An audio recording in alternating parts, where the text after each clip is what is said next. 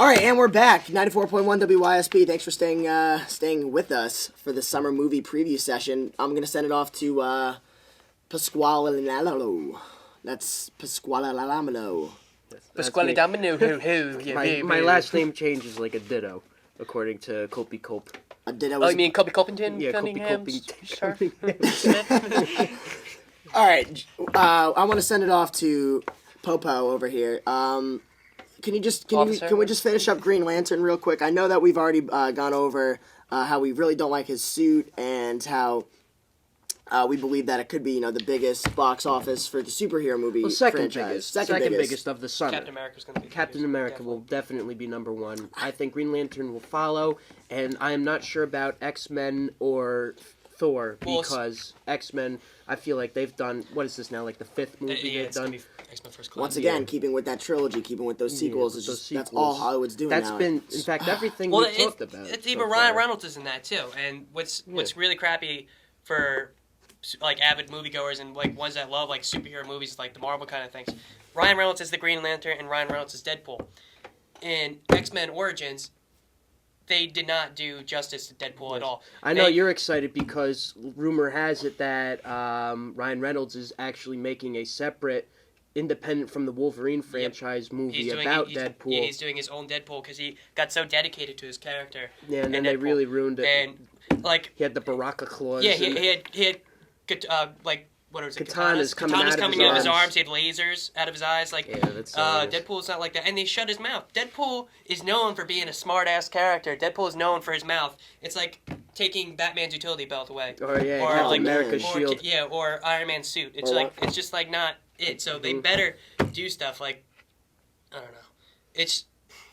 I just really hope they just don't do any. He gets very worked up about Deadpool. Because I love Deadpool as a character, and like they just didn't do him justice at all in X-Men. But I think, speaking of X-Men, First Class is gonna be amazing.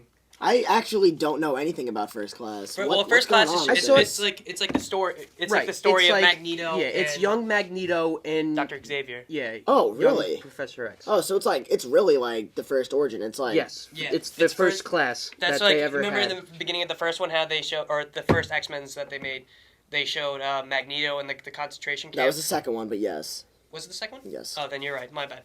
This is why me and Pasquale over here are the best. Pasquale.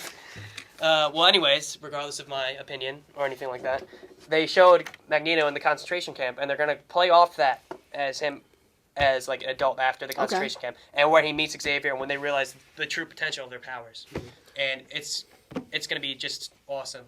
I was a little mad when I heard about this. Well, I shouldn't say a little mad, but I was a little annoyed, like a lot of people who, when they found out they weren't making a Magneto movie. They were originally, instead of, I think, X-Men Origins Wolverine, it was supposed to be X-Men Origins Magneto, but... no, I did hear this. This is why. Played Magneto... Ian McKellen? Yes, Ian McKellen. Sir Ian McKellen. McKellen. Madame Ian McKellen. No, he actually was knighted. This is a fact. I learned this when he was on Lord of the Rings playing... Yes, we understood that. He was... Maybe you're the less credible one here. Oh, wow. Dethroning you. Looks like a guitar solo right there. 1, 2, 3. Okay. But, what I was to say was, I really... After seeing Wanted with, what's his name? James McAvoy. I think he's going to be an awesome Xavier. Like, he can do, like, he's coming out of the new Abraham Lincoln movie, too. And, like, he has so many different roles. I think he's a really versatile actor, which is going to be really cool seeing him play Dr. X, or Professor X. Yeah, Professor X. But what's the guy playing, Magneto? It's Jack Stent. No, not Jack Stent. Michael Fassbender, I think, isn't something like that? He might be playing. I have no idea who the dude is, so I really can't give... Name sounds familiar, though. Well, I real quick, I have to... Was he in Inglourious Bastards?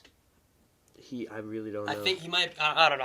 I'm not credible, so I can't say anything. Are you talking about the guy who is... The British guy? Are you talking about him in Inglourious Bastards? Yeah, I think that's who it is. The one who gets shot under the... I'm pretty sure that's the guy. The guy who's like, I don't want to waste... the guy who orders the drink. I'm pretty sure it's him, but I don't know. If it's... I can't Got to say. look up a lot of things. We got to look up if Thor was actually an Avenger, and we got to Yeah, look up if yeah. Michael Fassbender was. All right. He has a really familiar Well, face. we've been saving the best for last. We're gonna take a quick one last. No, actually, I'm hearing from our manager that we're not. All right, we're gonna stay live then. All right, awesome. Is there a manager? Oh, I didn't say. Oh, it's okay. Yeah, it's something that only me and It's only me- something you can Boyo use. over here would understand. It's, Real movie critics have telekinesis with their managers, so they don't need one to actually walk in the room and tell them what they're doing. So, These are oh facts. man, my brain is just so feeble. You're so mad about. You're so pitted right now. About Dude, that I'm one getting comment. wavy pitted right now.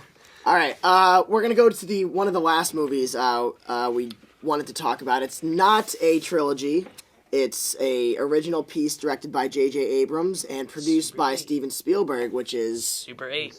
Super 8. It comes out June 10th from Paramount Pictures. Let me just say I'm ecstatic. Two of my favorite directors are working together on the same project, Spielberg and Abrams, to create this new piece called Super 8. Super 8 takes place in 1979 with a group of friends in a small town of Ohio who witness a catastrophic Catastrophic Steven Spielberg Heinsworth. in 10 Cunningham. and Smith. they see this how do I say this? They see this accident take place in front of them while they're shooting a movie on Super 8 film. Their Super 8 film that they're shooting discovers or witnesses and gets a recording of this monster, if you will. We haven't been able to identify what the truth or uncover what this actual monster is, but I think it looks absolutely terrifying, and I think it's just going to be amazing. I don't think it looks terrifying. I think it looks thrilling. Thrilling. Yes, Thrillington. A thrilling 10.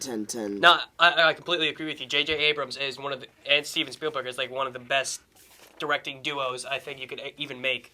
And I think I have no idea what's going to happen in the movie. That's what I really like about it, is because the previews don't show you anything. They don't even show you the monster at all. Yeah, you know what though? I feel like every time somebody tries to do this, like what was the movie that was like shot with the shaky cam in New York? Oh, Cloverfield. Cloverfield. And they didn't Cloverfield. reveal the monster, and then it was just like, oh, Well, no, They they look did like the reveal Loch the Ness monster. Monster. yeah, and then it Yeah. looked like the They Loch had showed Ness one monster. shot. Rah!